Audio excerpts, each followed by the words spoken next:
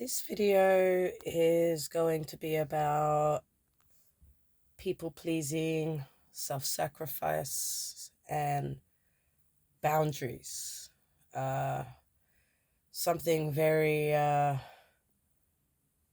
big with this disorder, because I would be as confident enough to say that I think that everybody with CPTSD struggles with setting boundaries, saying no, people pleasing, and self-sacrificing. It's it's one of the biggest challenges that we have emotionally and psychologically every minute of every day. So when you Google complex trauma, CPTSD, it basically explains it as PTSD with different layers, and it's more complex to treat. So PTSD is from some sort of traumatic incident that occurs. It affects you, and you get post-traumatic stress disorder from it. That trauma has changed things within you, and you need to work through that. When you have CPTSD, they call it layers because it's not just one event. It's basically a period of time, and it's usually childhood or like some sort of long-term relationship where there's abuse, sexual, physical, emotional, psychological, or in some of our cases, all of the above. So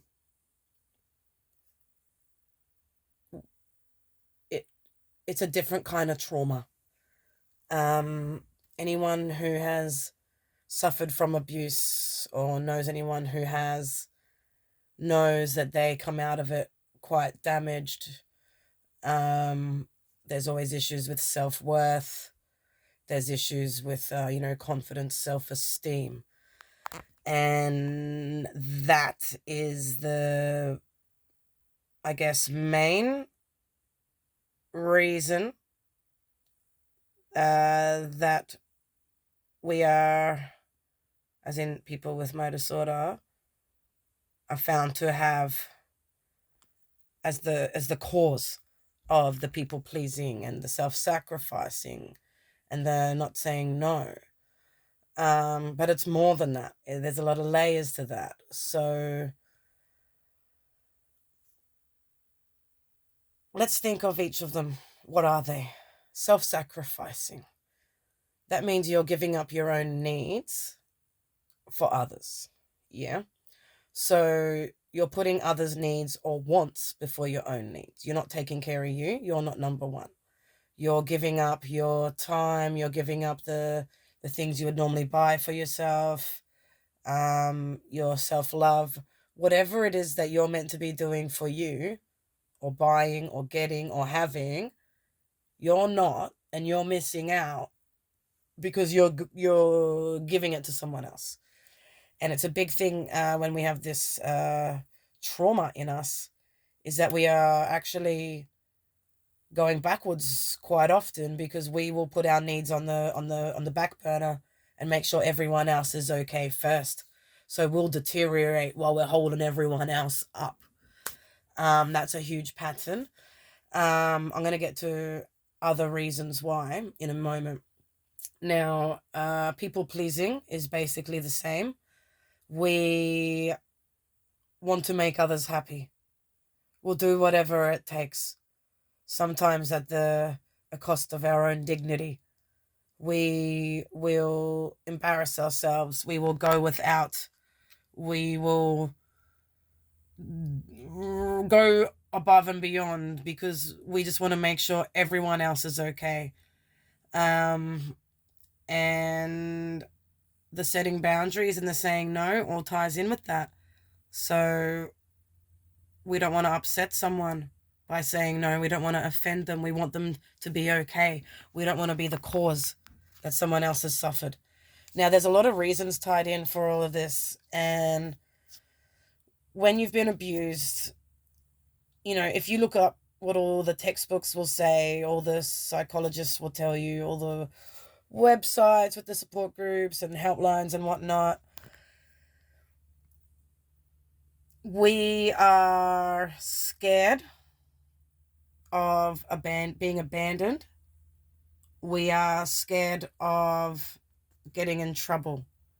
We are scared of the conflict, the drama. And it's not because we're weak and pathetic. It's because that's all we've ever had to deal with. And it's worn us down and we can't handle it anymore.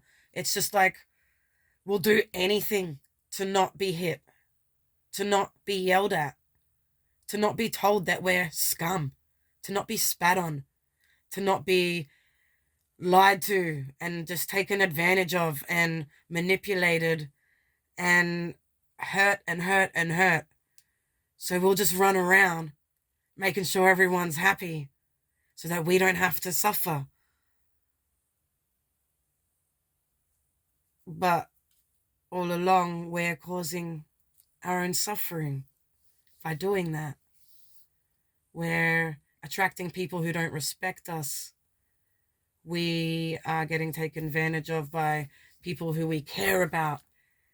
We're putting ourselves in situations that really hurt us. And it's basically just self-sabotaging the shit out of our quality of life because we don't want drama and conflict. And I can't speak for everyone on this part, but for me, it hurts.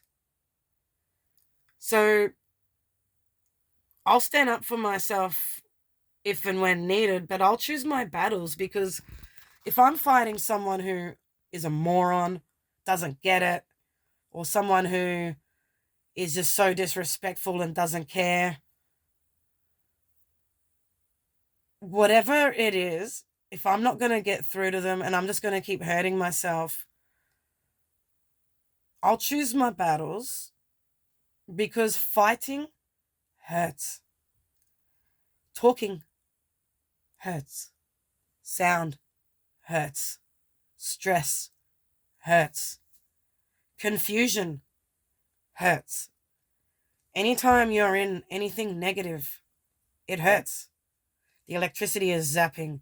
Your brain's flipping around. Your fight or flight's wigging out. And in my case, in a lot of people's cases, your panic disorder kicks in, which means you're getting all dementia-y, which means you're getting even more scared, which kicks in your rage.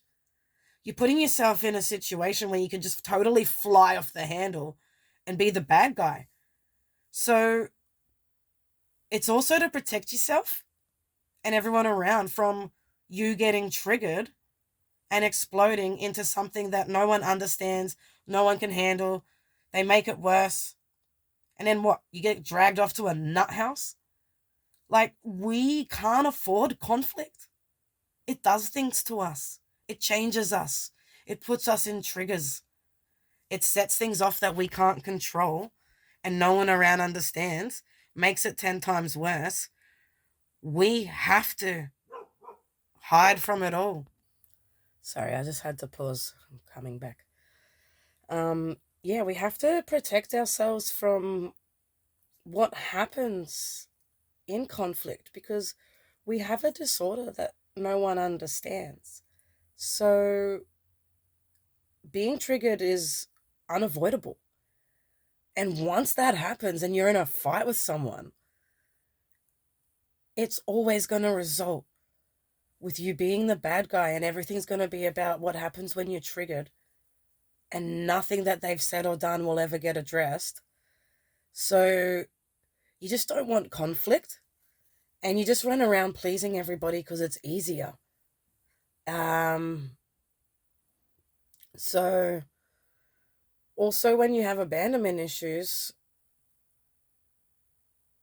it's like ingrained into you to just do whatever makes people happy so they don't leave, because people leave all the time, and your whole life is about rejection, abandonment, neglect, and you're just so, I guess, pathetically desperate for people to love you and stay and want you, because you've never felt wanted or loved or needed. And it's like you kill yourself to just be what at least one person out there needs or wants. And you don't realize actually that just attracts people who don't respect you and take advantage of that. And they just think you're a loser, and they're laughing behind your back, and you are,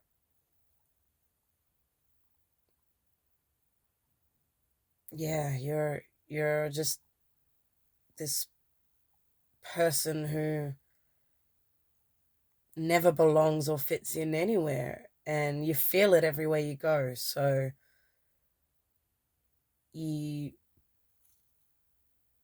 you get this desperation, and it comes through, and yeah, and how you treat people. And you need to be able to recognize that, slow down, and start loving yourself and respecting yourself and filling your own tank before you're going to meet the right kind of people. So people who have CPTSD quite often end up in more abusive relationships, with people who are triggering them and doing things to just add to the trauma, and they will go backwards rather than forwards because they are running around people pleasing to a bunch of pricks, basically, and no one understands what's going on with them. And yeah, it's like you just become weaker and more pathetic as time goes by. And that's a big part of what leads to a lot of us isolating in the end, because it burns you out. It burns out your sensory, it burns out your heart, burns out your soul, and you just get to that point where you don't want to please them. You don't want to sacrifice anything anymore, and you couldn't give a fuck what they think. You just want to put out your fire, and the only way to do that is to remove. So yeah, it's like it goes all to nothing, literally, because there's no balance, there's no understanding, there's no support, there's just constant desperation to heal, belong, and be happy. But Australia's not set up for that. Anyone who's dealt the raw deal and they're born into something like I was, it's like you don't have a chance. So, as an Aussie, once you have trauma, you always have trauma. And I think that's pretty fucking sad. So, yeah, that's my view on why people with CPTSD and trauma and abuse survivors are so pathetic, and why we behave the way that we do with others.